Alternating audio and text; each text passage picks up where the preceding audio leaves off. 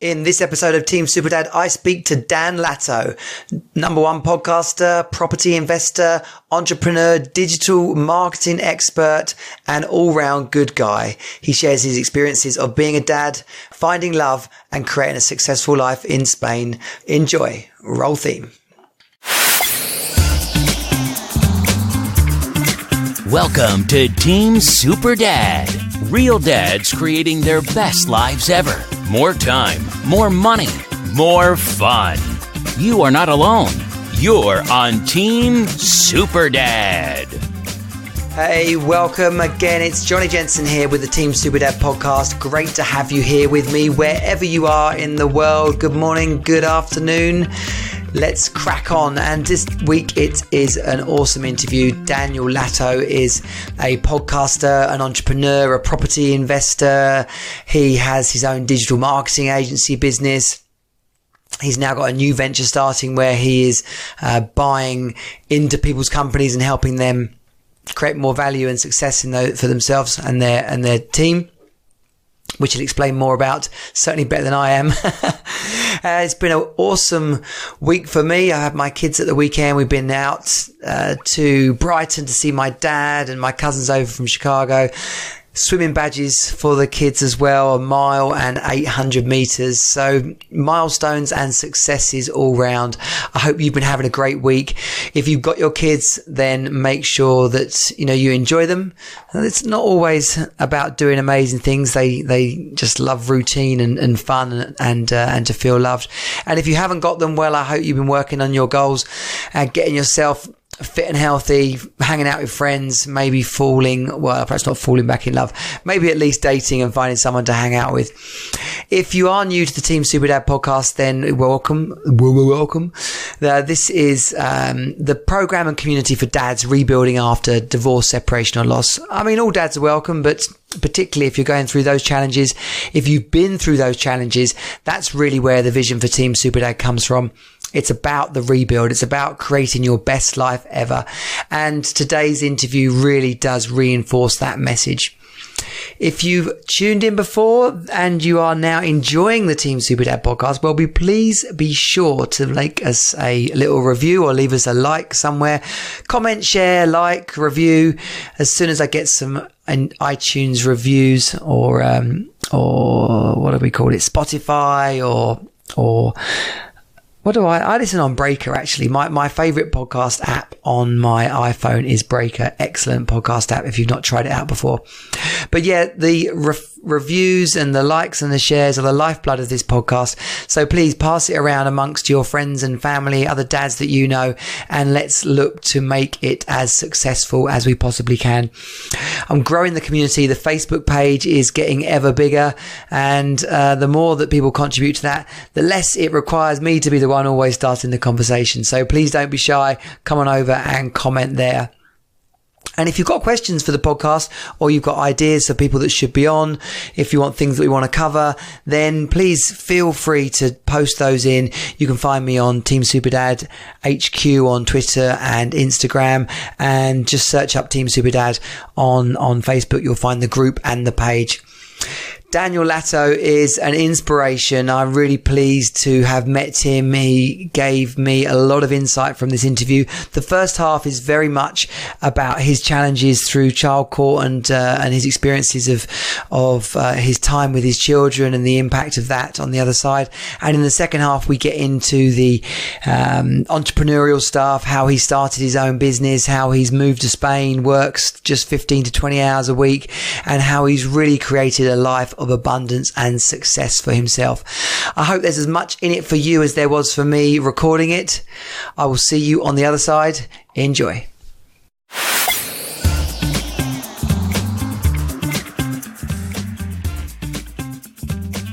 Awesome. Dan, welcome to the Team Superdad podcast. Thank you very much. It's a pleasure to be asked and to be on, and hopefully I can help people going through some of the stuff that we've been through, and we've come out the other end, and hopefully we can help be the voice or the light, if you like, at the end of the tunnel for some people that are still going through that. Yeah, exactly, and that is the inspiration for all dads. Really, there's a lot of lessons to be learnt by the shared experience. But more than anything, because I'm so aware of this in a lot of the single parent groups I'm in and different dad forums, so much of the conversation is misery.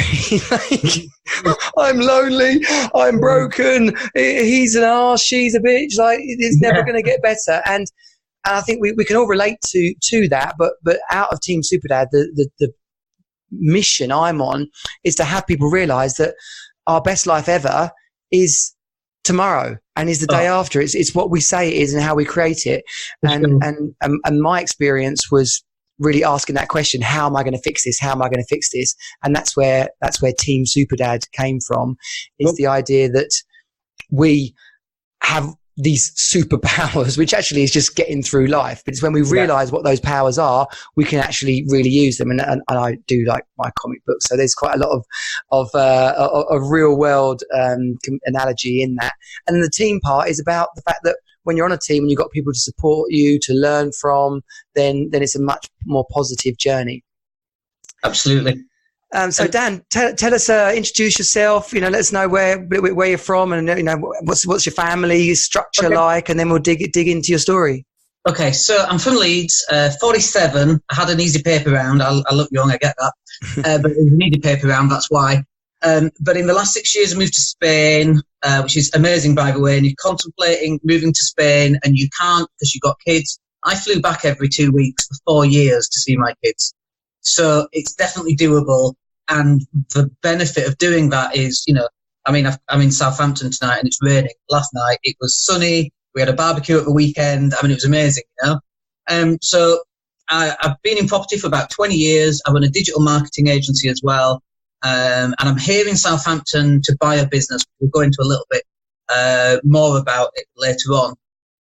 But when I found myself single, I was 37. I had 2 kids. They were 4 and 18 months at the time, and I was 37, and I was a broken man, like we all have been going through that. And then you got family court stuff, and then we had to deal with some child abduction from mum, so we had that to deal with. And then we've had, in the last 10 years, we've had 36 court appearances, 34 of which are mum trying to stop dad, 2 of which are because the kids went missing. So that stuff's been pretty horrific. And all that time, you've got to still operate. You're not allowed to get angry. You're not allowed to get mad in court because it's perceived as being aggressive in some way. And yet, when my partner gets upset and she bangs on the table and she calls the judge a joke, that's totally fine. But if I get upset, it's aggressive, and all this stuff that men specifically have to deal with when we're going through separation. So I had a couple of things to help me. Okay. Number 1 was a mate called Dave. We've all got a mate called Dave. Rumour is that you're only ever 9 feet away from a Dave. Night, there's probably a Dave upstairs. A Dave upstairs, yeah. And a Dave next door. So you only have 9 feet from a Dave. So Dave helped me understand. He said to me, look, in 10 years' time, and here we are 10 years' time. In 10 years' time, as you look back at now, you want to decide, number 1, how you've behaved, how you've reacted, okay? Number 2, who do you want to be? What is the man that you want to be? And number 3, where do you want to be? And so, it kind of goes in, it goes out, because you're so upset and you're so angry about the situation and the uneven playing field. You're trying to play uphill, aren't you, with this, I found. And everyone's against you, the social workers and the judge and the police and the school, everything. And so it's very difficult. So that was one thing. I had a good friend called Dave, and we've all got good friends. Number 2 was, I was 37, I've got 2 kids, and I'm a broken man. And I'm thinking, I need to get into a relationship, or not a relationship, but I needed to get out there. I needed to date again. I wanted to feel attractive to the opposite sex once again. And my self-esteem had gone, my self-confidence, my ego had disappeared. You're to blame for everything. These are the stories that we tell ourselves, right? So I thought, okay, and then my ex started seeing somebody, and that hurt too. Even though it was me that walked away, I was like, Dan, you can't just stop moping around. You've got to do something. So I started going on dates. So a couple of months later, I was going on dates, and then I got serious about dating. So because when I met somebody, I wanted to be not fix, because that takes time, but I wanted to be whole again. I didn't want to be this broken jigsaw that they're going to fix, if that makes sense. I wanted to be fixed so that the person that I met, who is also fixed, and then together we're more powerful than our parts. So I went on lots of dates, basically 2 a day for 10 days, 12 days, whatever it was. And which is really funny. And I had a system, I'm a systems guy, but I wanted to test, like I'm in a t-shirt. Don't wear t-shirts. Get yourself a black shirt or a white, button-down shirt, blue or black jeans with trousers, with like a suit jacket and a nice belt. And that was the uniform that you're supposed to turn up in. And I was testing chat-up lines, and I was testing jokes and testing, what you can say and what you can't say. It's not forgotten. I'd not been dating for 10 years. I didn't know anything. And so I went off on all these dates just to get some practice in. Where were you living? Where was this? Up in Leeds? Up in Leeds. So the funny thing is, I'd always take the date to like the Slug and Lettuce in Leeds. And so I'd be walking in, and the guys behind the bar were like, I've got another one. Is he some kind of gigolo? So that's what happened. And then I went on this date, and I met this beautiful blonde woman. Beautiful. I'd already decided the sort of person that I wanted. I wanted tall, blonde, ambitious, 6-pack abs. And I went on this date, and I met her. And I walked back to her car, and I walked back to my car, and got in my car, and I went, oh my God, I'm gonna marry this girl. Yeah. First day, that's what I said. And that's who I live with. Wow. God, I'm trying to write notes so I can come back to some of all this awesome stuff you're talking about. And so, oh my gosh, I want to go back a bit, but first of all, I want to hit this dating subject thing, because it's important. Oh no, I've not been on a date since I split up with my ex. That's 4 years ago. Why?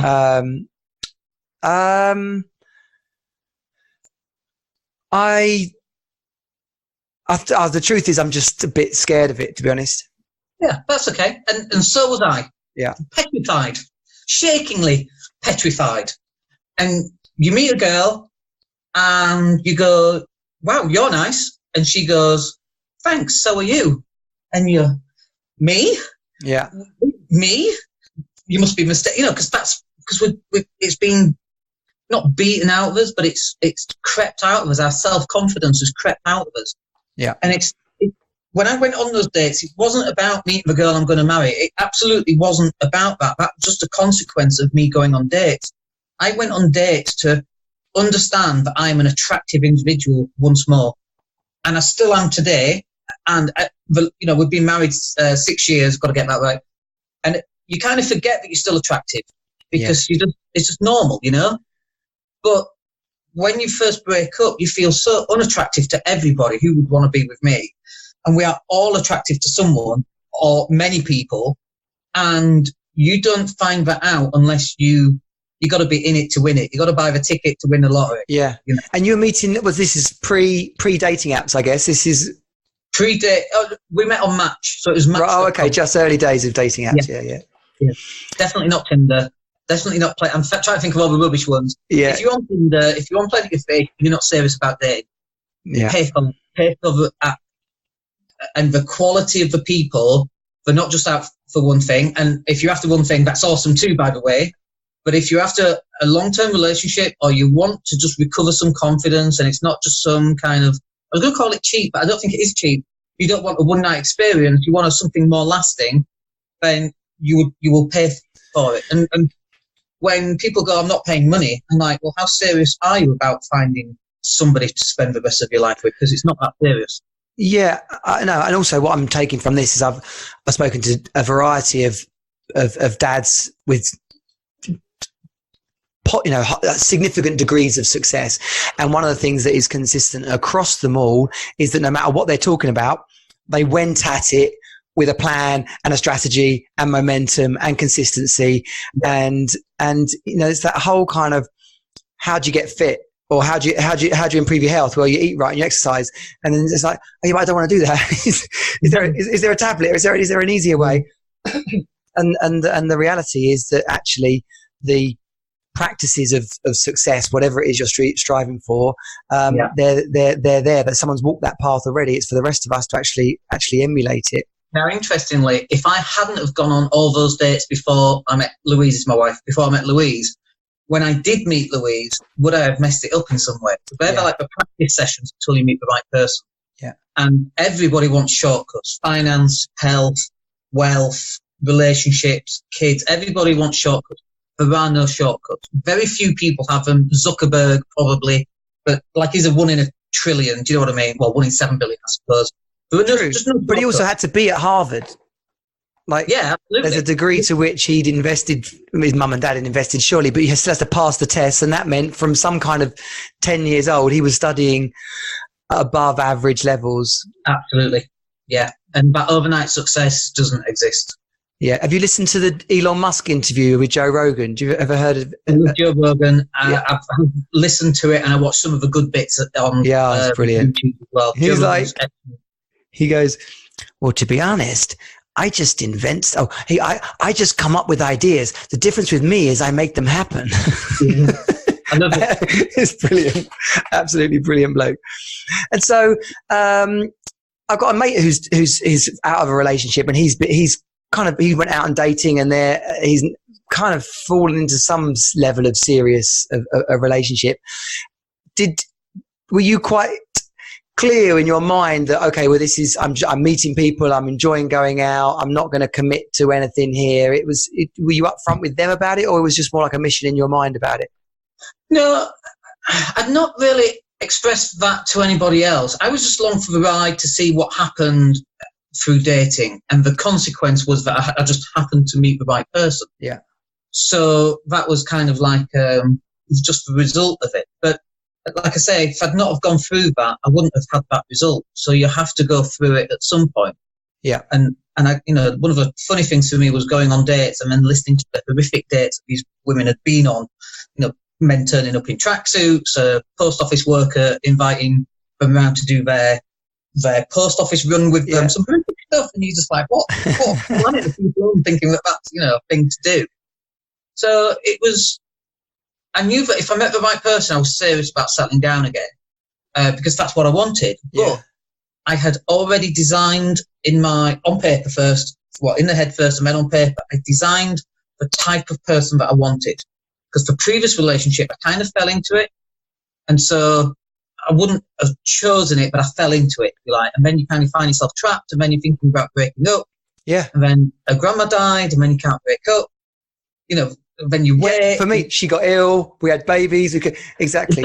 And what I've realised is in taking responsibility, because that's something I'm big on, is about taking responsibility for things. And in the midst of the fire, I found myself blaming quite a bit. And I know now that was where I was at in my mental health and the sheer distress of it all. But I was blaming quite a lot in that drama, the circumstances and the illness and stuff.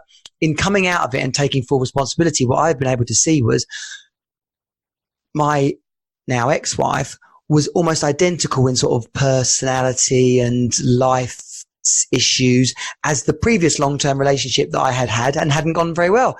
So bugger me, it's no point getting annoyed at your ex-wife if you picked someone who was identical to a previous long-term relationship that had not only not worked out but had left you utterly depressed. Like, that's the level of responsibility that we all have to take if relationships are broken down. And I said it in a group the other day. I said, I asked her out, I had sex with her, I proposed to her. Like, how much responsibility do I want to pass on to someone else for this wedding and the marriage? But but did I actually start it? Yeah, I did. Yeah. And interesting question, actually,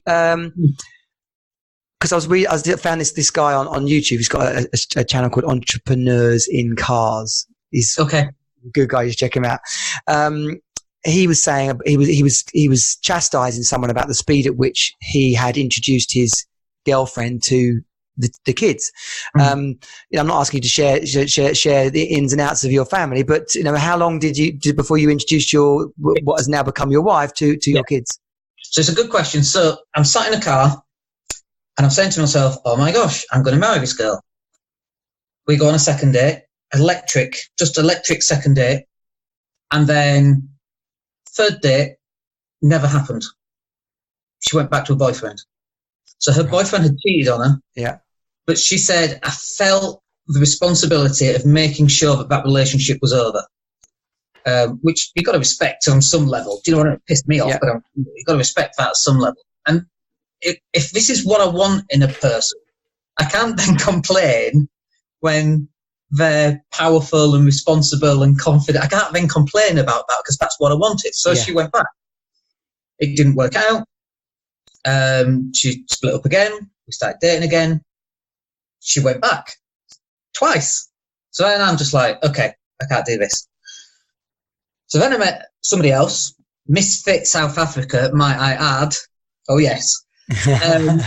So we started dating, and that was fine. And then Lou, my now wife, she sends me a message, and she says, it's over, we're done. And I'm like, well, I'm in this relationship with this other woman. We just started dating, really. Not a relationship, we started dating. So that was about 6 p.m. And then about 2 hours later, Misfit South Africa phones me and said, look, Dan, I'm really sorry about this, but I just don't think it's working. And I'm like, okay, thanks, bye. Yeah. She was like, what? But, okay, bye. Yeah. So that opened up. So I went back to them and I said, well, you'll never guess what's literally just happened. And it's like the stars aligning, this is meant to be. Imagine getting in your car and saying, I'm going to marry this woman. So we started dating again. So I was then very wary of introducing the kids because I didn't want this to happen a third time. Yeah. And every time she would have to speak with her ex about the house, for example, they had 2 dogs, not kids, but dogs, that are the similar kind of thing, I was always nervous about that in case it happened again. And it never did happen again. She needed to check. She checked twice and it just didn't work. And because he was still cheating on her, basically. And he hadn't changed despite what had happened in their relationship. So I would say it was about 4 months. Yeah, that seems. Yeah. And this guy was saying, not less than 6 months, and I think if you're going to be with someone, if you're serious about finding someone to be with, then 4 months. It gets to the point. I can't speak, and I haven't done it yet, but it gets to the point where it becomes weird. You're actually trying to keep the two things apart. Yeah. And then it's weird because then you're like, oh, this is my friend. Yeah.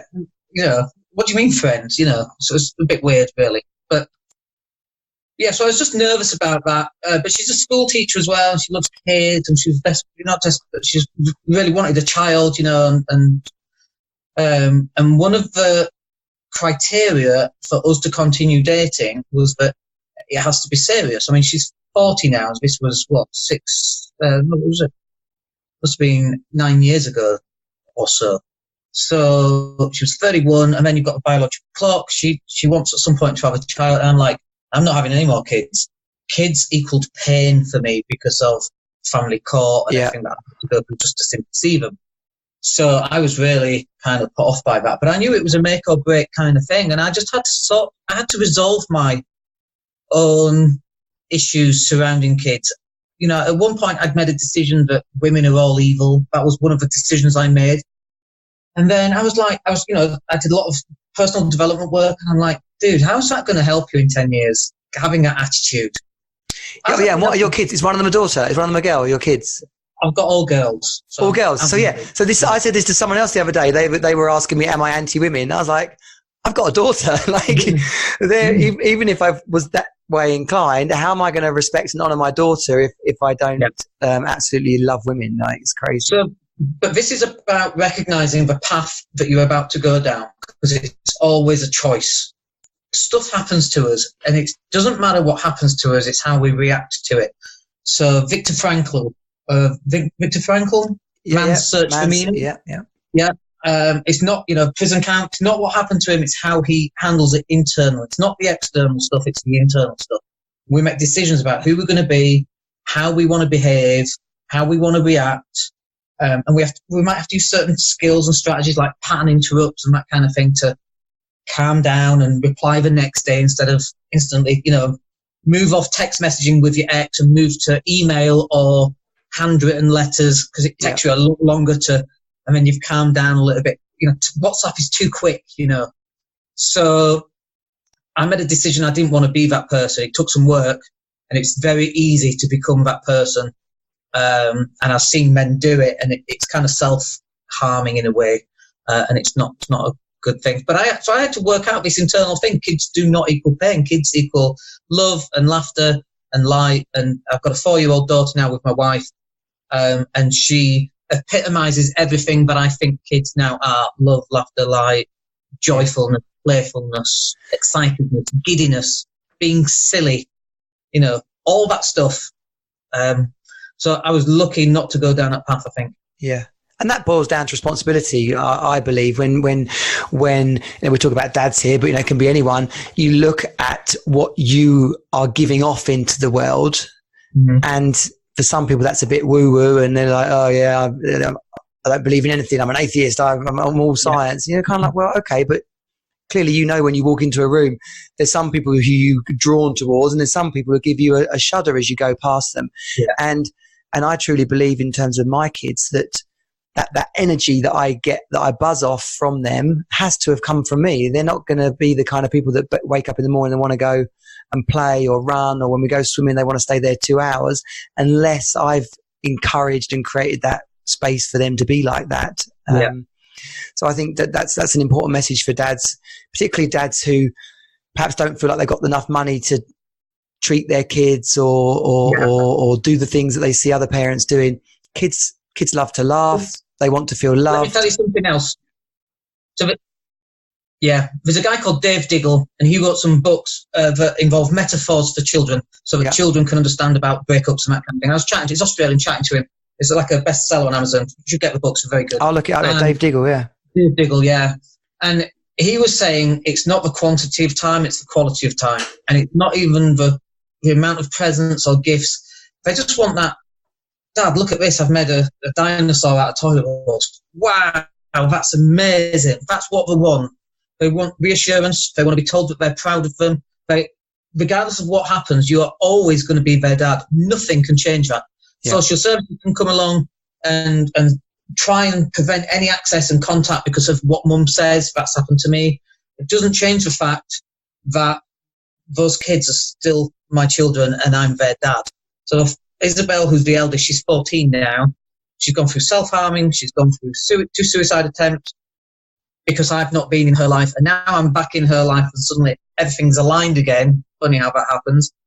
So mum succeeded in getting me out of her life. And then, for 2 years, she's gone down this very dark path, alcohol, drugs, and all of that kind of thing. And then now I'm kind of back in her life again. She's back on a straight and narrow. And it's like, kids need dads. Or certainly a father figure, because this applies to stepdads too, by the way, and grandparents too. Yeah, definitely. Kids need these family structures in place, regardless of what happens. I'm not going to go into the suicide stuff and all that kind of thing, but the middle one, who's 11 now, she won't speak to me, not even on the phone, and it's just parental alienation. And you know what? It's okay. I'm all right with that. I'm 47. We're going to live till 97 at least. The average age is increasing. I'll deal with that when she's 16 or 18. I've got 40 more good years, or bad years. I've got 40 more years to handle that. And fine, I'm not going to see it from 11 to 16 or whenever she wants to make contact. I'm okay with that internally. Because I know I'm in a long game. Like Dave said to me, in 10 years' time, who do you want to be? So let's extend that. In 20 years' time, when I'm 60, what sort of dad do I want to be to the 11-year-old who's then 25 with a child, maybe? Yeah. What sort of granddad do I want to be to them? So, obviously it's important and it is relevant, okay? But it's also irrelevant. She's in good health.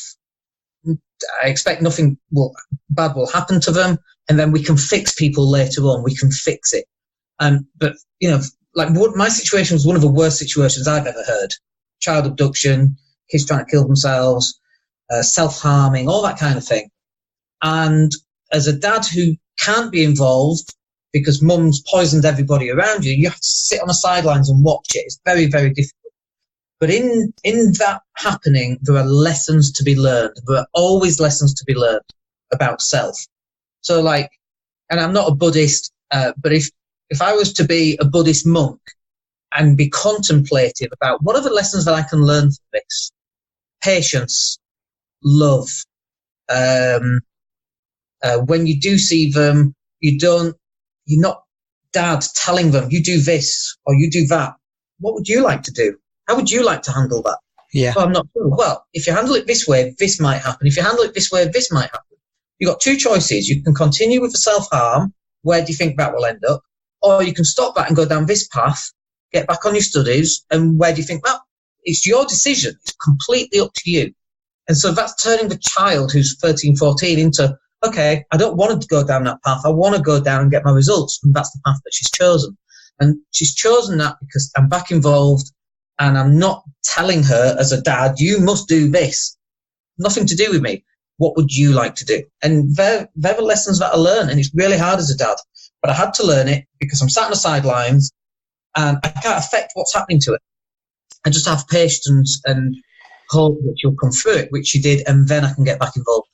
And were you frantic for, in the early period, whether it was 6 months or 2 years, did you find yourself frantic and desperate and I've got to fix this, and if I don't, that's the experience I went through, and I know a lot of other dads do. And if you miss one contact, that's it. You're never going to see them again, because that's what you're basically told in court. Yeah. I flew back every 2 weeks for 4 years. That's 210,000 miles. So if the moon's out tonight, have a look at the moon. That's where I've flown to. That's literally the distance. And I think it's 240,000 kilometres. It's the closest thing. So I've flown to the moon for my kids. I can say that. Nobody's impressed by that, except for the dad. Social workers don't care. But I've flown every 2 weeks, and I was petrified if I missed a flight once. I was desperate to get another flight, and looking back now, I would be just like, oh, I missed a flight, just deal with it, Yeah. Because and for any dads, sorry, Dan, say again. It's not the quantity; it's the quality of the time. Yeah. And for any dads facing the court process, what could you?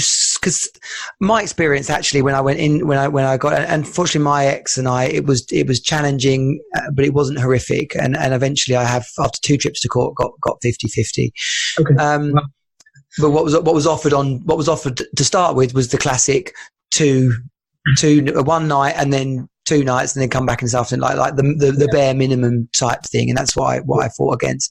But as I speak to a lot of other dads now who are looking at the court process, they are feeling like I did, was, oh my gosh, they're all against dad. It's going to be a nightmare. I'm really anxious. It's going to cost too much money. Can you reassure anybody about that at all from your experiences? No, I can't. I'd love to say everything will be great. Yeah. But I can't. It cost me £85,000 over 8 years, 10 grand a year. Yeah. And then 36 times in court, 34 of which was mum trying to stop me seeing her children. 2 were me because the kids had disappeared. Yeah. I sought my doctor about depression, and they referred me to a NHS depression thing about bipolar. And it turned out I wasn't depressed. I was just living with an asshole, Yes, I heard that on the podcast the other day. It was hilarious. Before you think you're depressed, check you're not spending too much time with an asshole. That absolutely was it. So I self-diagnosed as potentially bipolar, and I went through that. So then they ask for all your medical records, and you're like, yeah. And then guess what happens? When you go to your GP, it's brought out and it's used in court against you. Yeah. So I want to tell guys, no, go to your doctor if you're feeling depressed. I can't say that. I would suggest not seeing your doctor. I would suggest you pay for private, something that's off the record, and you tell nobody that that's what you're doing. I'd love to not say that, but my experience is not that. Well, you've had an experience that's been like the flipping razor edge of it, and thankfully for me, even as tough as it wasn't quite that bad. So I guess, but the one thing that you've said, which is consistent with me, was one of my mates, and I've got this structure I encourage dads to follow. It's called your Fantastic Four. Again, another comic book reference, but get 4 dads around. 4, it doesn't have to be dads actually. And actually, if one can be a woman, that's great because you get some balance. But 4 people you can count on,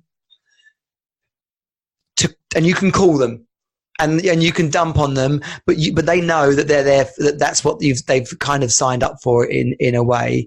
And then the fact that you've got 4 of them means that not one of them's always getting it. Oh, I think you've frozen, Dan. Are you back? Yeah. I was just saying that the Fantastic Four, it means you can dump on them, but because there's 4 of them, you're not always dumping on the same one. Yeah. And one of my friends, Colin, he's a single dad, and he said to me multiple times, Johnny, it feels like every single thing that happens now matters, but trust me, there's a longer game afoot here, and one way or another, it's the more consistent you can be. And he was telling me from his point of view of the same thing, the court and the fight. And now at 14 and 16, his girls have basically said, Daddy, can we come and live with you? And that's, he doesn't say that as a triumph. He just says it as an example of, I kept being myself. I kept giving them a good time when they were with me. I kept playing it straight back. It's not about spoiling them. It's not about beating on the parental alienation against the mum. He said, and just one way or another, that's where my girls got to. And in the fire, it was really like, how could I possibly think that way?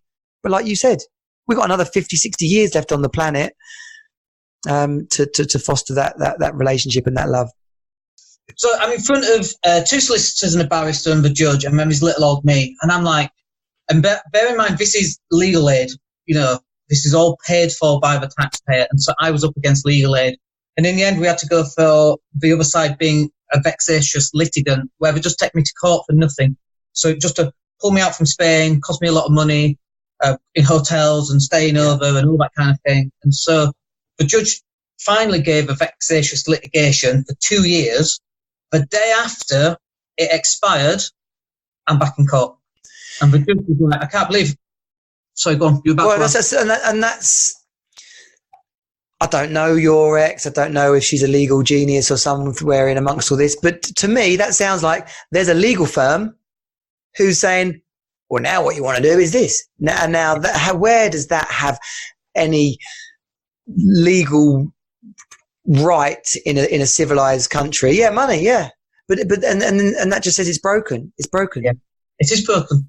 But then I've got a friend of mine, she's a client friend, and she's going through completely the opposite to what I've gone through, because she's female and he's got a very, very expensive barrister, like thousands a day, and they win. Yeah. And it's like, that's not right either. A lot of conversations I get into, it's like, do you know what? This isn't about male or female. This is about 2 parents and the right for them to both parent their child.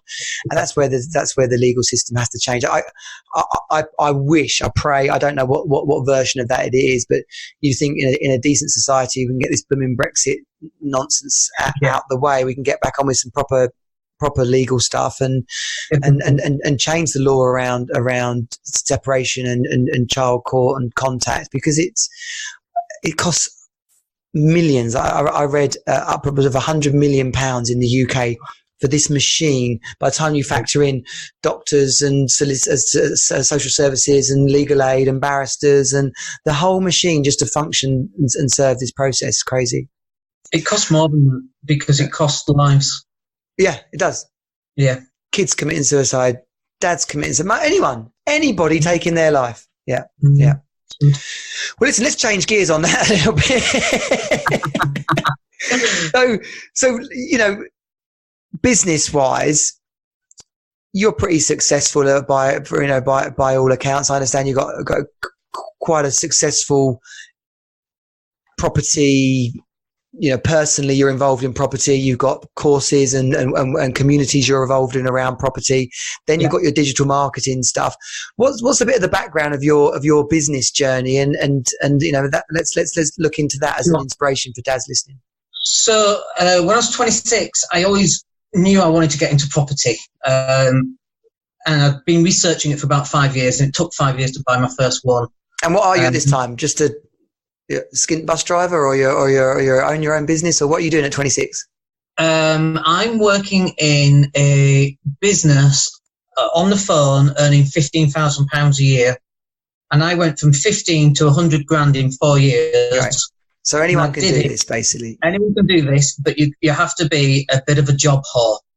Yeah. So you've got to go to a job, you get the job, and you work there for 3 months, and in those 3 months, you're sending out your CV, and they say, "What are you doing?" It's done, and then you get a better job, and then they go, "What?" You do that for another 3 months, and you send out your CVs, and then and then you just do job after job after job. So to get from 15 to 100, I think it's 5 jobs in that period of time, and I ended up working at Dell on 100 grand a year, under 30, and everybody else was like my age now, 47 now.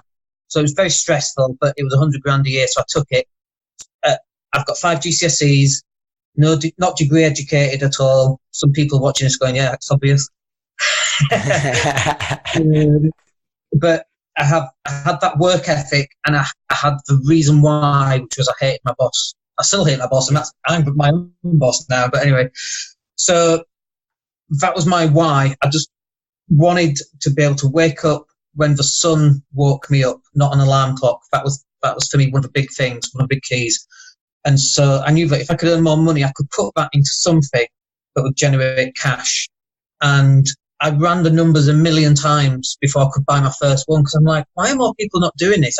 It didn't compute why. It was obvious to do it, and it still is today, by the way. It still is today. Because my idea was, well, if I can buy 10 properties and I make £150 a month every month, there's 1,500 quid. Well, I only earn 1,500 quid at my current job, so I would never need to work again. It was obvious. Yeah. And I'd tell everybody, and everybody would laugh at me, ha ha ha. Oh, you shouldn't do that. Oh, no, you shouldn't. And it's like, you should do that. We should all be investing in assets that pay income into our bank account. And today, my assets work harder than I do. I work maybe 15, 20 hours a week across, 3 businesses really. My property portfolio, my digital marketing agency, and a new business, which is why I'm in Southampton tonight, which is either buying the whole business or getting given a 25% of somebody else's business for free, and then we help turn it around, and then we sell it back to them. Yeah.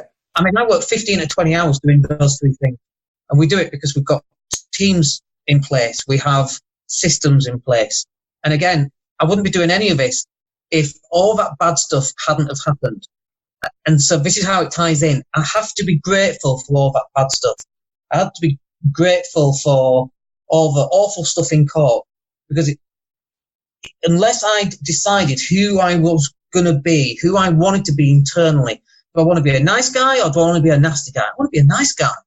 Well, what does that look like? Well, how about we help tenants and we help them move in, and actually we're really nice as landlords. Let's try that. Oh, that's nice. And then digital marketing, what's the biggest problem that people have? Getting clients and just being visible. What if we could help them? Yeah, let's do that. That's nice. And then the next one is businesses that are struggling or the owner wants to get out of. Wouldn't it be nice to take over their business or buy it in some way so that they can then move on? And so in the middle of all those 3 things, I see myself as, if you take a stone and you stood on a shoreline of a pond and you throw the stone into the pond, the ripples, I'm the stone, the ripples are the people I have direct contact with, but the ripples don't just stop after a few feet. They go on forever and eventually they peter out. Yeah. But so last night I met the business owner and I met his son. His son's 11. And I said to the business owner today, because that's what we've been working on it, I said, I'm not thinking about you when I'm helping your business. I'm thinking about your boy. And I can see him kind of tearing up a little bit. I said, so the way that this affects the experiences that I've had with my kids is that if I'd not have gone through what I've gone through with my kids, and as painful as that was, but the decisions that I then made about the type of person that I wanted to be, I wouldn't be now helping these people in the way that I am. Yeah. And so I'm grateful for the experiences that I've had, as painful as they were, because they've made me the man that I am today. And if you've not decided as a person who you want to be, that should be your first step. And then you take the actions that will allow you to do that. Well, beautifully teed up there. That is both the first section of the rebuild program, which is reconnect, and then the second section of the rebuild program, which is building blocks. So thank you for that. Thank you for that, Dan. But the important thing I hear out of that is really being conscious of your values and how the experience has left you ready to take, to push ahead. Yeah, massively so.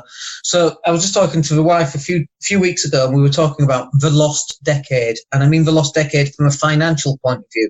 Yeah. You know, think about this.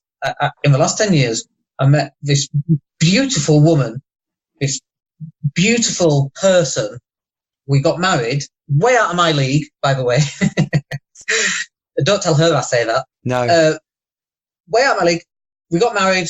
We moved to Spain. We've got a 4-year-old. We live next to the beach on the Med. She's a teacher. She loves her job. Wouldn't give it up, regardless of how much money we make. I'm doing what I love. We've got good sets of friends. I work out. I work whenever I want. I work not a huge amount of hours. And yet I had to go through all this negativity in order to get there, and it is worth it. But it's only worth it if you decide who you want to be and you make that your reality. But it all comes from you making that decision, not to be that old you, but to be, who do I want to be? Who will my kids be proud of when they're in their 30s and go, you know, my dad, he flew, you know, twice every month there and back. How did he even do that? Like, it's just me going on holidays, hard work. You know, how did he do it every 4 flights every week? And they will get to the stage where they're going, that's amazing. I didn't realise, you know. Yeah. So, and for someone who's a bit skint in this moment in time and they're not really enjoying their job, you know, quite often we find ourselves in this, and we're looking at myself included, you're talking to other dads. The internet is full of it. You could go and be a share trader. You could go and be a property developer. You could set up a digital marketing business. You've done 2 of those things. Yeah. What would you say to a dad who's really reflecting on, they don't want to work because they need more time with their kids, they don't want to commute because they got to now co-parent? What would you say to a dad who's almost panicking about how they can create the job and the income they need? That's a great question. So if you're self-employed, you've got more flexibility if you're running the business right. Most people don't run the business right. So a self-employed person says, well, I can work anytime I want. And I'm like, yeah, all the bloody time. Yeah. And so if you get it right, you can go to your kids' sports days and you can pick them up and look after them for the day if they're ill. But you can only do that if you build a team around being self-employed. And most, I'd say, 80% of self-employed people are sole entrepreneurs. So with my digital marketing company, if I sell you a package, which is a 500 quid or £1,000, let's say I sell you a £1,000 a month package just to do your content, I'm not sat creating content. I've got a team that's designed to deliver what I sell. Yeah. So, and this business is only 12 months old, by the way, like officially 12 months old anyway. So we're growing that business quickly. We're taking on new clients, but it's not me that's doing the work, which is why I'm only working 15, 20 hours. I have a team that does it, and it's the methodology in which you create your business. Most people create themselves a job, and that's it. What you want to do is create yourself a team that you can retire out of, if you like. In my property business, we run it the same. So I run my property business, which is a substantial amount of properties in Leeds, from Spain, using, a substantial means 60. Yeah. Because people are like, what does that mean? So it's 60. So I run that using a cleaner and 2 handymen. The cleaner, she does viewings for me. It's just someone's little old gran, you know? She's just someone's granny. Yeah. I tell the tenants, when you're going to do a viewing, I'm not there, I'm away.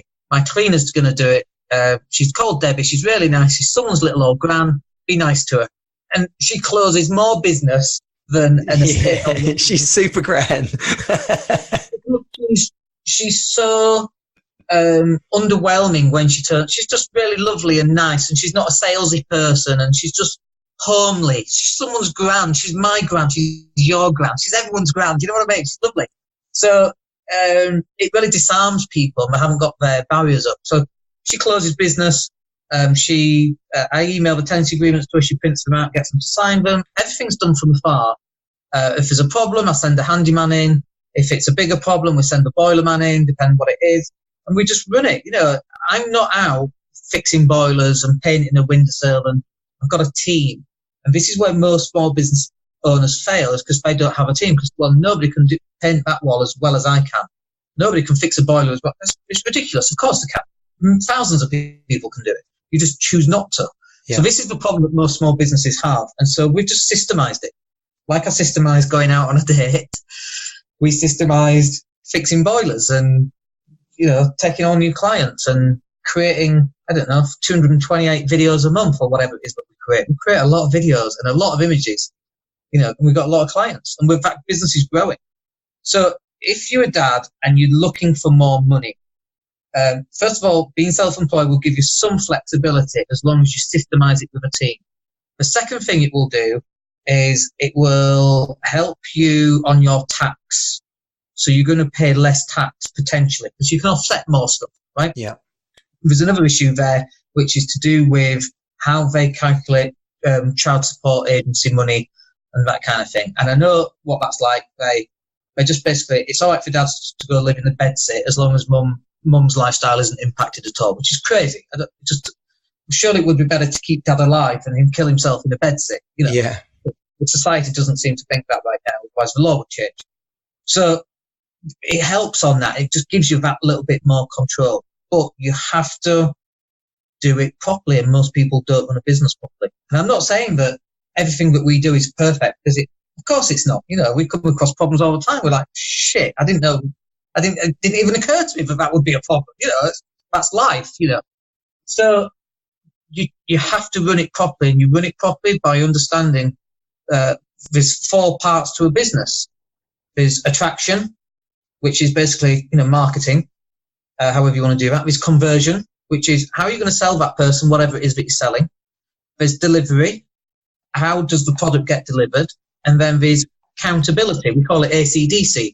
Accountability is a silent A because it should be accountability, but it's the ACDC thing. That's how we push it. So it's like on the attraction, that's me going live on Facebook. Doing this right now, you're attracting people in. What's your conversion mechanism? That's the next bit. How are you then going to deliver it? So one of my products is a property sourcing training business. It's £97 a month, and we have people who pay £97 a month. They might stay a year or 3 years or whatever. It's up to them. But they see me on Facebook going live talking about property. So that's the attraction. Yeah. And they go, how can I get involved? And I go to this link, and they look at the website. That's the conversion mechanism, and they can click buy. Well, what's the delivery? Well, the delivery is my 89 videos showing you how to buy properties below market value. So I record the videos once, and I never have to record them ever again because that job is now done. So in that business, all I have to do is I have to run the marketing aspect, which is the attraction. The website does the conversion, and the website does the delivery. So all I have to do is go live every day. Yeah. It attracts more people in. That's it. And something I've taken from what you've said, which is to correct me if I'm wrong, but you're not the kind of person that gets stopped by worrying about it if it's going to be right first time. No, completely. And lots of people are. I suffer from that a little bit myself, to be fair. Yeah. So this might offend you. So that's okay. I'm ready. No, that's no good to me. I'm a perfectionist. Yeah. What does that even mean? Like, how perfect? 100% perfect? Are you 100% perfect? Are any of us 100% perfect? We're all flawed. Everything we do is flawed. My car is flawed in some way. It's got dents all over it. It's like, there's no such thing as perfection. It's this unicorn that we think is the epitome of. There's no perfect relationship. What does that even look like? Brad Pitt and Jennifer, what she's called from Friends. Well, what happened to them? Jennifer. What about Britney Spears and that dude that broke up when they were young? Whatever Bieber. Called? Not Justin Bieber. What's he called? Oh yeah, okay. Blimey. Yeah, I could picture it, but I can't remember it. Let's ask Google. Soundtrack. By the way, for those people listening to this, if you're shouting out the answer right now, you need to Oh yeah, totally, yeah. So that should be a perfect relationship, but it's not. Brad Pitt and who's the one who was in Tomb Raider, the woman in Tomb Raider? Oh yeah, Jolie. Yeah, that was failed. There's no such thing as perfection. So look, I would rather you get this stuff out and it be wrong, and someone go, you got that wrong. Right, thanks, I'll fix it. You want to get told that once, that's fine. I'd rather you do that than not do anything at all. Yeah. And then I've got another idea for you, which you probably heard as well. I would rather qualify people out. I would rather people hate me right now than me get them on a phone call to qualify them and then they decide that they hate me. Yeah, because totally. that's wasting my time. Like, some people are going to hate me, some people are going to love me. So let the haters hate. That's fine. They've qualified themselves out. They'll never do business with me. That's perfect. Now I've got all these other people. Let's say it's 50-50 or even 70-30 or even 80-20. 80% of people hate you. Doesn't matter. Look at Donald Trump, for goodness sake. Yeah. 50% of the population, Grant Cardone said this. He said, if I can make 50% love me, 50% hate me, heck, I could be president one day. Yeah. And that's what Donald Trump did. So you better putting out your content. Let people hate you. Great, you've qualified themselves out. They'll never do business with you. But those that do like you are reinforced because you're authentic, you're original. There's only one you. And, people go, I've got a podcast and it was rated number 1 on iTunes. And people are, I couldn't do a podcast because of how I sound. I sound like this, for God's sake. Northern twang. I've got this lisp thing going on. I can't say my 3 and 3 is both the same word, FREE and THREE.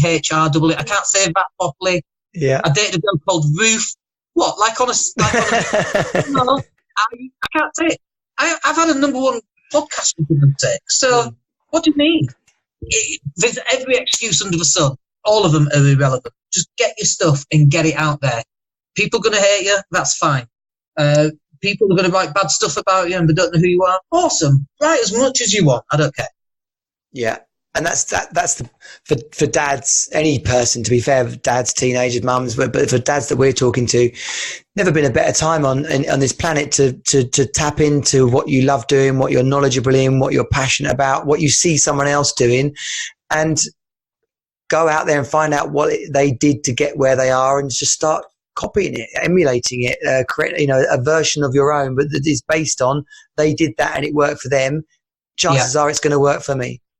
There's a line in Star Trek, and it's in The Next Generation, and it's called Encounter at Farpoint. It's the very first episode of The Next Generation. And there's a line in it where Captain Picard, he says, if they're going to damn us, let them damn us for who we truly are.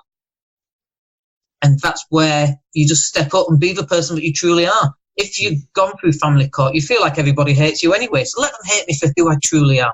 Yeah. A powerful, confident individual who kicks ass to get what I want and keeps on kicking ass until I get what I want. And through doing that can empower other people to get what they want. If you're going to damn me for that, good luck. Wow, yeah. And every dad should have that statement up their sleeve, ready to say to themselves in the mirror or in the, when they're brushing their teeth, whatever, or they're having a crap day, that kind of empowering statement about themselves to really remind them who they are at heart and who they're going to be in the world, is so important. I sounds like whether that was practiced or straight from the heart or something that was really obvious to you because you're so clear on your values. That was so easy for you to say because that's who you know yourself to be. And I didn't always feel like that, but it starts with a piece of paper and a decision and probably 2 columns. Who do I not want to be? Angry, spiteful, misogynist, hateful, regretful. Who do I want to be? Powerful, confident, funny, playful, lovable, egotistical sometimes. I think ego's a great thing. Too much of anything is bad, obviously, but ego's still good. And it starts with that list, and you've got to get the piece of paper and do the list. I've done a lot of personal development work. I've done Tony Robbins. A friend of mine, Chris Howard in America, he did my NLP. Yeah. And we did, me and my wife did a training course called Design Your Destiny, which was very, very powerful. And to do that with a partner as well, even more powerful. I've walked on burning hot coals. I've broken arrows with my throat, Yeah. We've done all of that. And me and my wife, those long bars. Yeah, the bar bend, yeah. Yeah, we've done the bar bend. Me and my wife did that together. Awesome. And it was when we look back, it's a demonstration of how powerful we are as a unit moving forward. Yeah. How we want to share our values with our daughter. That's incredibly powerful. And it starts with a piece of paper, one step after another. We all feel like crap sometimes. I wake up today and felt like crap, or yesterday, or the day before, and it's impossible not for anybody. Tony Robbins wakes up and feels like crap some days. It's natural, totally fine. There's no such thing as perfection, but there is such a thing as being consciously aware of who you want to be and working towards it. Do you get there immediately? Of course you do. Is it a 10-year journey? Longer. It's a lifetime journey. And I'm 98. I'm on my deathbed. My new wife, Miss Romania, who's 24, is stood next to me. And I'm looking around and I'm like, okay, what am I going to do next? That's just the nature of who we are, I think. But for me, it's about starting with a simple decision. Who do I want to be? And then doing your damn best. You're going to make mistakes along the way, and it's okay to make mistakes. We're all human. Yeah, so powerful. And the PS to that is that's who your children, by virtue of watching you in action, that's who they aspire to be. So it's a very powerful legacy to pass on simply by your actions. So, when I do the podcasts, usually I'll pick a person that I've had a conversation with, and I'm talking to them through the podcast. But in the back of my mind, I know that when my kids are older, if I die, the legacy is those podcasts. So these are all the things that I want my kids to know. Yeah. And share your podcast so people can go and find it if they want. Yeah, so it's on the website. It's at daniellatto.co.uk. If you type Daniel Latto into iTunes, it'll come up with my podcast. We're up to like 370-something podcasts, which is tough going, by the way, I've got to tell you. Well, I run the London podcasting community. That's how I met Andy. And the pretty much the number one measure of success for a podcast, like what's it take to have a successful podcast, is keep bloody going. Yeah. Because do you know why Andy has a podcast? Go on, tell me. It's because somebody had a go at him for not having a podcast and told him, you need a bloody podcast. And I am that somebody. Right. Okay. Yeah. Got it. So I was like, if you're a butcher, you should have a podcast. And he's like, a butcher? Yeah. I've got this leg of lamb. This is the wine that you should have with this leg of lamb. You put it in gas mark 5. Yeah. I don't know, 4 hours. I don't know how you put lamb. We're going to call it Prime Cuts and drop in some hip hop beats to that podcast as well, I think. That would be like totally unusual. I was like, people do podcasts, on anything. Can you find a podcast on knitting, for goodness sake? Yeah, there's a podcast on knitting. So it must work. So the more niche, the better, to be fair. And that for me is, there's a lot of dad communities out there and stuff. And there's someone said to me, wasn't there a danger if you talk about dads rebuilding, after divorce, separation, loss? Isn't it a danger you're just going to get stuck in the misery of that?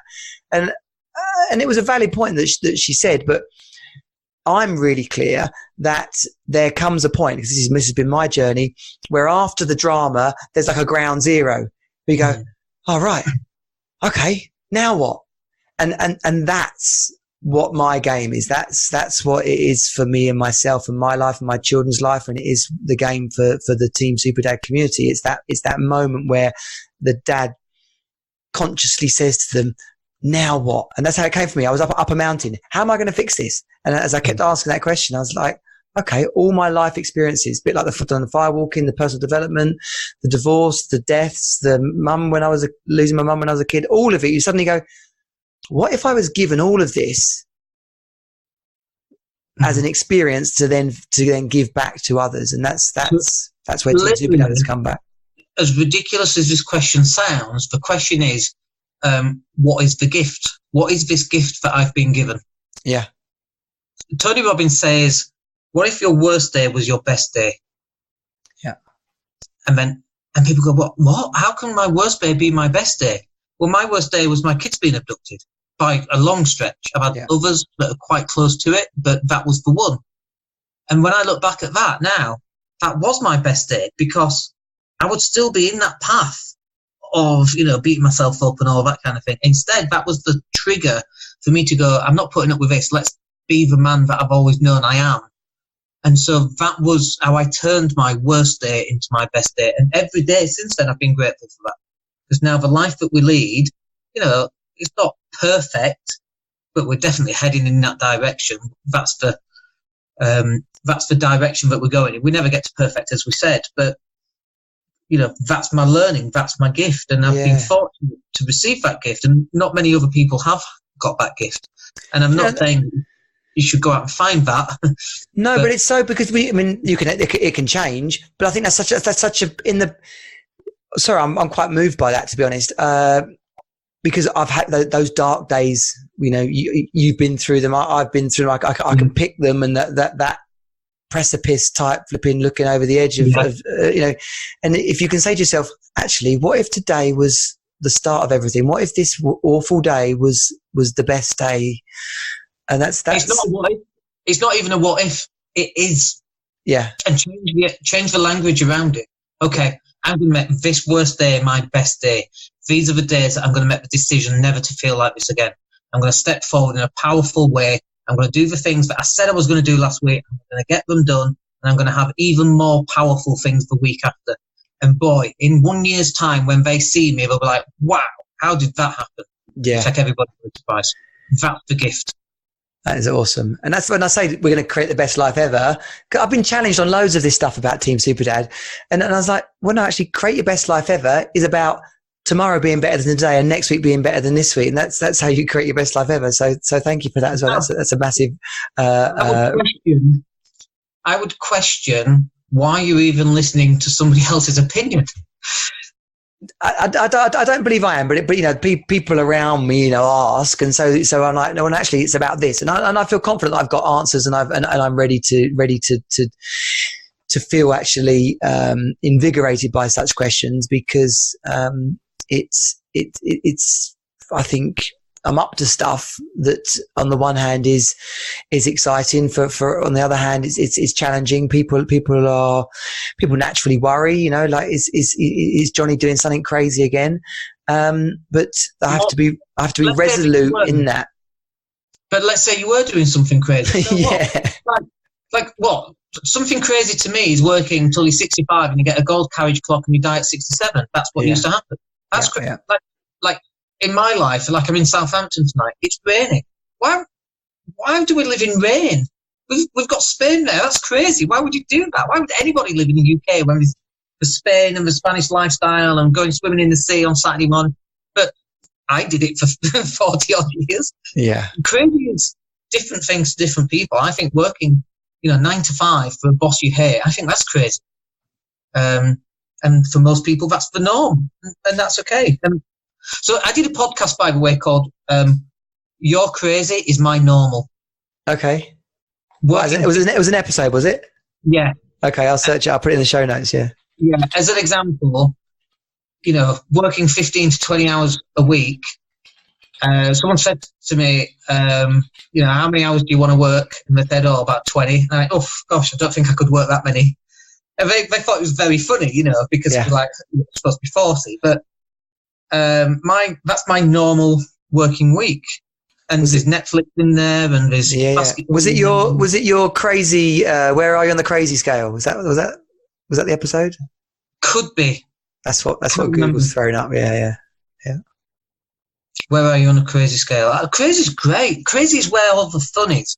Like all the good girls go to heaven. I don't want to go there then. I want to go where all the bad girls are. That's where I want to go. Where are all the fun people? You know what I mean? You're like, the problem is the norm. And in society, if you were to take a bell curve about what people's attitudes are, and everybody had the same attitude right in the middle of that bell curve, how dull is that going to be in life? Yeah. I would rather be at one extreme or the other, and I think I kind of do that.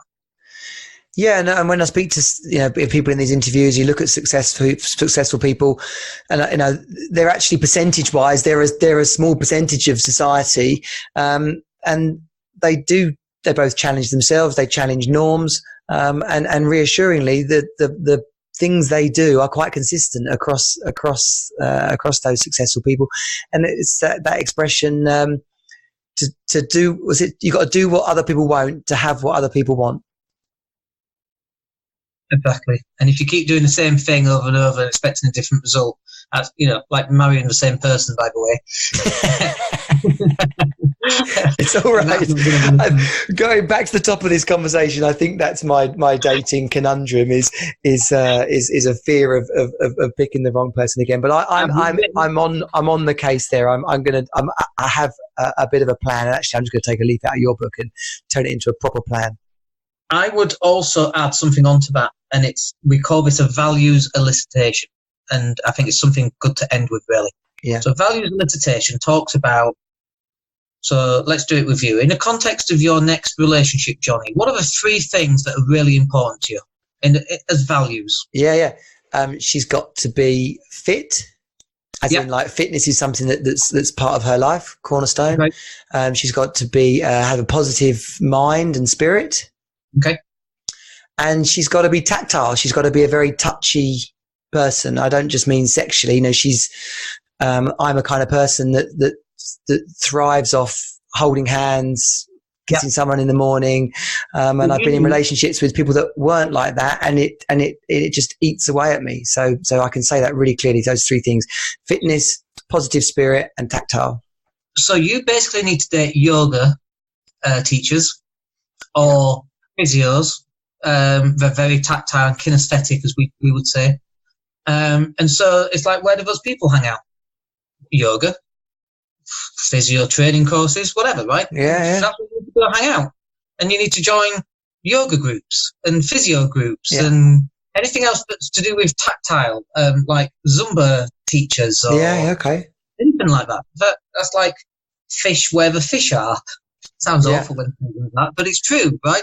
No, but why go? I got roasted by a couple of people on Facebook because I posted my kind of vision board thing, and one of them's got a section there, girlfriend and wife, and it's got a list of these things, and it really pressed the buttons of a couple of women, and I was like, listen, the fact that it pressed your buttons probably means that you're not the one, and that's okay because someone out there is the one for you, but you're not going to be for me.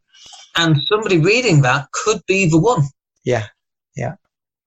And so why listen to everybody else? There's another saying, I wouldn't come to you for advice, so why would I listen to your opinion? Yeah. I love that. There's something else as well, like I'm internal with an external check. There are some people who are internal only, and we know those very, very selfish. And there are people who are external with an internal check. And when they're external, it's always about what other people think. And they'll always wear makeup and they'll never leave the house without makeup. So, and then there's just external, and they have to be wearing, I don't know, like beautiful gowns all the time or fully made up. And they have to do good. It's always about what other people think, not what they think.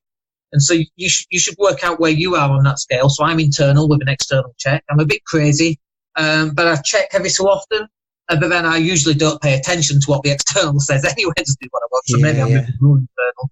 So go find somebody who's internal with an external check. That for me is the ultimate. Head screwed on properly, but they also respect other people's opinions. That's probably more so than I do right now. But you've got a good line of values there that's written down. And now we've got those, and they're just 3 values. If we went down to 10, you could tighten up on where you would find the ideal person for you. Yeah. And it's not even about looks. Because like, if you married, let's take Beyonce. Let's say you adored Beyonce. In 15 years' time, it's not Beyonce's looks that deteriorate in any way, just as it's not my looks that deteriorate with my wife. It's just my wife's used to me. She can't remember if I'm good looking or not. Yeah. If I'm married to Beyonce, I can't remember in 15 years, is she good looking? Well, everybody else fancies her. She must be good looking. Yeah, she is. You're like convincing yourself. The looks thing is irrelevant. Anyway, it's about who do you want to be with? Who do you laugh with? Who do you want to spend time with? Who can you be crazy with? Who can you pull funny faces and say silly things and whatever? That's what a relationship is. And the look side is irrelevant. So you need to hang out with, people that have exactly like you've said in those values. It could also be runners, triathlon people who do the Spartan race, anything like that. Yeah. So now you need to hang out with those people. Make it so. In a Star Trek reference. I am also a big Next Generation fan, so we're on the same page there. Well, Daniel, this has been awesome. All of your businesses, they can be found at daniellatto.co.uk, correct? Yeah, absolutely. The new business for us is where we help business owners retire, or we help them sell their business. And we've got lots of different solutions for that. So that'll be up and running in the next couple of days on the website. But all the property stuff, that's up there. All the digital content, that's up there. All the podcasts, that's up there. But you can just go find me on, Google or whatever, and you can come and join me on my Facebook page and make contact and give me abuse or tell me you love me or whatever. The abuse I don't listen to, and it gives me energy to feed off and to create more crazy things because I enjoy that. So, yeah, I'm all over the place. I'm not a difficult person to make contact with. I'm very open and friendly and communicative. And we get people who, come to me and they say, I've got this problem and I've never spoken to them before. And we get all sorts of problems. I mean, literally all sorts of problems. Yeah. And we'll help them. I don't care. It's like, you ask for my advice, you'll get my advice. You might not like it, but I'll tell you, There's a Yorkshireman in you there. Well, that's what I was going to say. I've been introduced to you in the last 6 months. I've been on a bunch of your live streams, enjoyed your content and listened to your podcasts, and I'd have said all those things. So you've nicked my acknowledgement from me, but I do want to acknowledge you for being such an open and generous person. And it's evident that the love you give out to people is coming back to you in abundance. So, I really respect your knowledge and experiences that you've shared with us this evening. I know that they're going to be a tremendous value to other people. And if we all can go through life and doing that for others, then the world will be a distinctly better place. So thank you, Daniel. Thank you. I appreciate it. Good stuff. I shall press stop on this. Thanks, everybody. See you in the wrap up.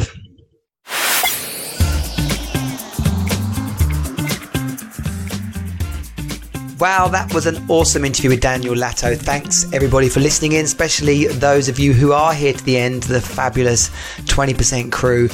If you have enjoyed this podcast, this interview, then please remember to like and share and rate us in iTunes. I can't wait to read out the iTunes review of the week.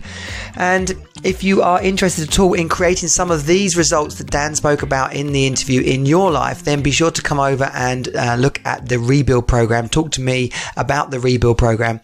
It's the foundational course inside of Team Superdad. It's a 5-week group program, and the beta launch of that is happening right now. So I would really love to welcome you onto that, and let's look at creating the life of your dreams, reconnect with your vision and goals, your values, and then really put that into play and achieve exactly what you want for your life and your children and your future relationships. And yes, I will be working on my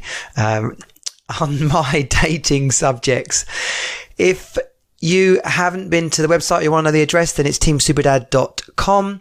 And of course, Team Superdad HQ on Twitter and Instagram, and search us up, Team Superdad on Facebook. I can't wait to see and meet you all as this program and community grows. Thanks again for listening. Johnny Jensen. This is Johnny Jensen, and we are Team Superdad out. Bye. This has been Team Superdad. Find us at teamsuperdad.com. Join the Rebuild program and create the best life ever for you and your children. You are not alone. You're on Team Superdad.